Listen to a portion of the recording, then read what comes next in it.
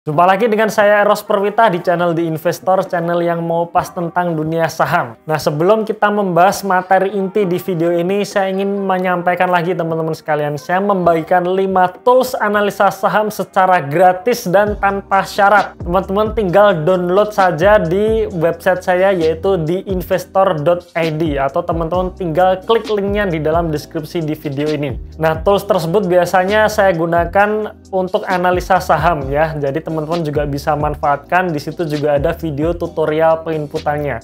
Maka jangan sampai ketinggalan ya untuk mendownload tools ini. Dan jangan lupa juga untuk subscribe channel ini bagi teman-teman yang belum subscribe. Jangan lupa juga untuk aktifkan notifikasinya supaya ketika saya upload video yang terbaru, teman-teman akan langsung mendapat notifikasinya. Dan tonton video ini sampai selesai.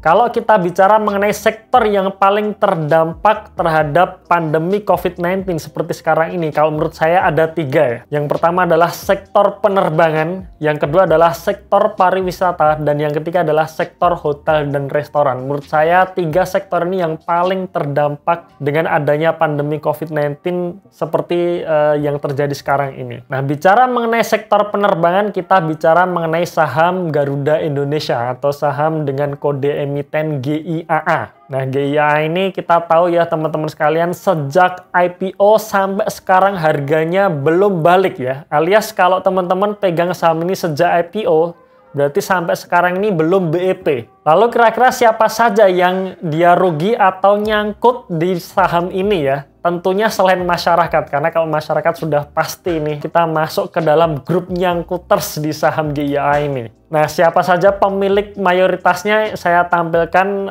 pemilik dari GIAA per Juni 2020. Ini adalah komposisi pemegang saham GIAA. Nah, teman-teman kalau dilihat ya, yang paling atas itu ada angka 1. Saat itu adalah saham seri A Dwiwarna, pemerintah negara Republik Indonesia. Nah, ini adalah saham yang kekuatan suaranya itu absolut ya. Jadi walaupun pemerintah hanya punya 1 saham ini saja, tetapi keputusannya itu tetap harus mengikuti apa yang diputuskan oleh pemerintah. Nah, ini makanya sahamnya namanya saham seri A Dwiwarna. Kemudian untuk saham seri biasa ya atau saham seri B ini dimiliki oleh pemerintah itu sebesar 60,5% atau sebanyak 15 miliar lembar saham. Kemudian yang kedua ada PT Trans Airways yang memiliki saham GIAA sebanyak 6,6 miliar lembar saham atau setara dengan 25,8% dari total kepemilikan Garuda Indonesia. Kemudian yang ketiga ada Elisa Lumbantoruan.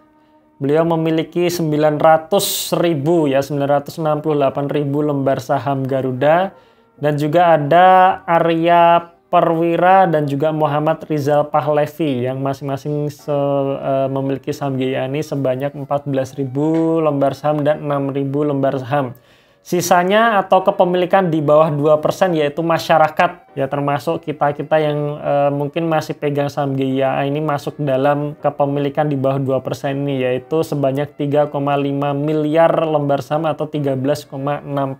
Dari semua pemegang saham tersebut yang saya soroti adalah PT Trans Airways yang memiliki saham ini ya, atau porsi kepemilikannya itu mencapai 25%. Itu menurut saya kepemilikan yang sangat besar ya, sangat besar untuk dia punya suara dalam penentuan keputusan manajemen Garuda ini ya. Nah, PT Trans Airways ini merupakan perusahaan milik Pak Khairul Tanjung, yang dimana beliau juga memborong saham ini saat setelah IPO ya, beberapa saat setelah IPO beliau memborong saham ini sampai sekarang. Jadi kalau beliau ini menghold saham ini sejak IPO dulu sampai sekarang, maka beliau juga mengalami kerugian. Lalu kira-kira berapa sih kerugian yang dialami oleh PT Trans Airways ini terhadap saham GIAA ini? Nah, ini saya ingin share ya, ini berdasarkan hitungan saya pribadi ya, hitungan saya sendiri. Kira-kira berapa besarnya kerugian yang diterima oleh Pak Khairul Tanjung ini sejak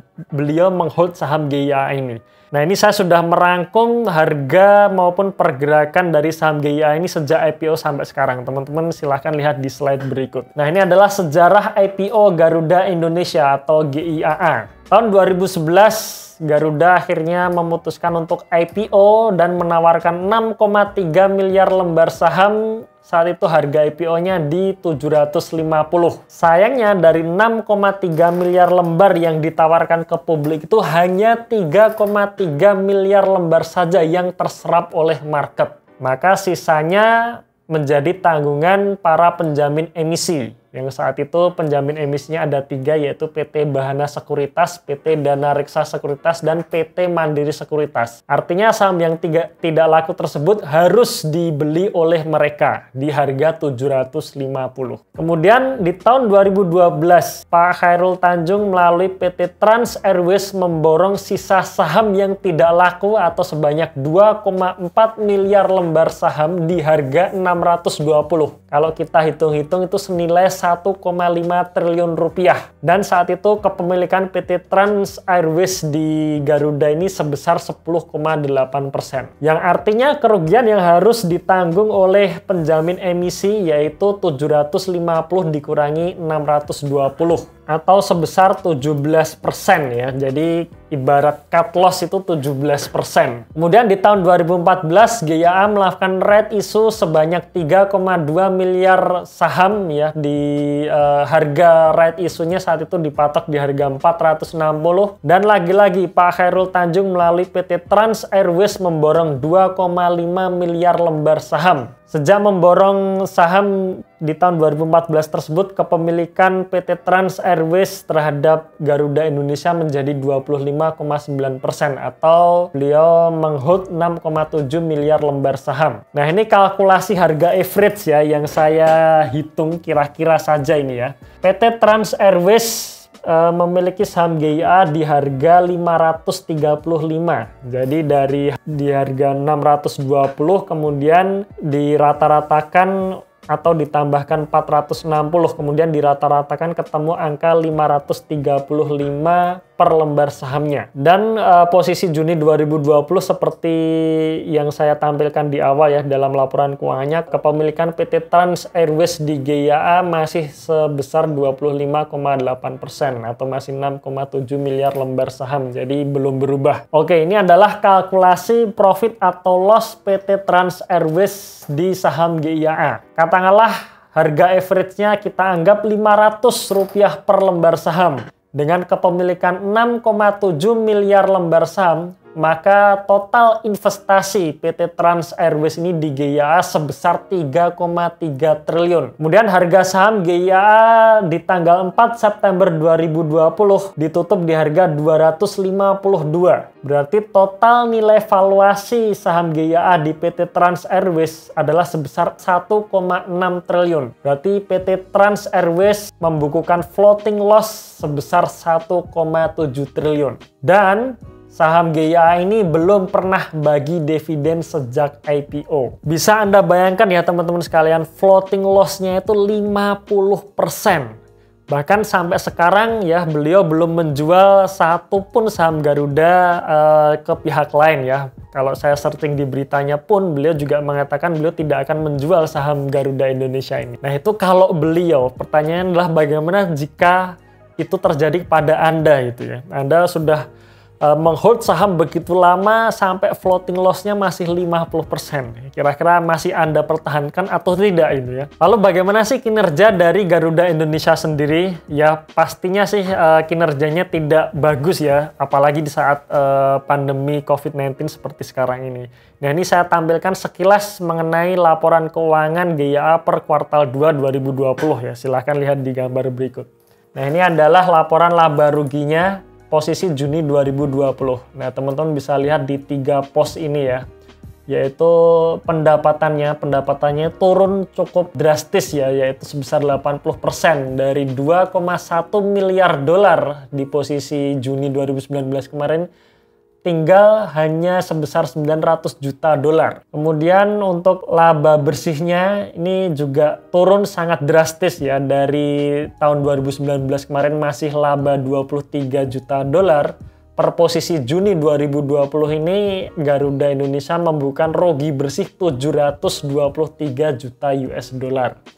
Jadi penurunannya itu sebesar 2.300%. Dan kalau kita lihat dari sisi ekuitasnya, perusahaan membukukan ekuitas negatif ya per posisi Juni 2020 ini. Jadi teman-teman bisa lihat di ekuitas yang dapat diatribusikan kepada pemilik entitas induk, posisi Juni 2019 masih membukukan ekuitas sebesar 694 juta dolar, dan posisi Juni tahun ini, tahun 2020 ini membukukan ekuitas negatif 88 juta US dollar. Jadi kalau ekuitas itu sudah di buku negatif, maka saya sendiri pun tidak bisa menghitungnya nih, karena yang namanya ROE, yang namanya PBV itu selalu dibandingkan dengan ekuitas. Nah, kalau ekuitasnya negatif, ya sudah, saya juga ngeblank dengan bisnis Garuda Indonesia saat ini. Oke, mungkin itu sekilas cerita dari saya teman-teman sekalian ya. Jadi itu adalah pendapat saya pribadi, hitungannya pun hitungan saya pribadi. Teman-teman kalau punya pandangan yang berbeda, atau teman-teman kalau merasa Garuda ini masih punya prospek bagus nih, nah teman-teman silahkan tuliskan pandangan Anda di dalam komentar di video ini ya, supaya nantinya kita bisa diskusi sehat, kita bisa saling berinteraksi, dan siapa tahu teman-teman yang lain juga bisa ikut atau bisa mendapatkan insight dari hal yang berbeda. Oke, cukup sekian video kali ini. Tunggu video saya selanjutnya, dan salam Passive Income.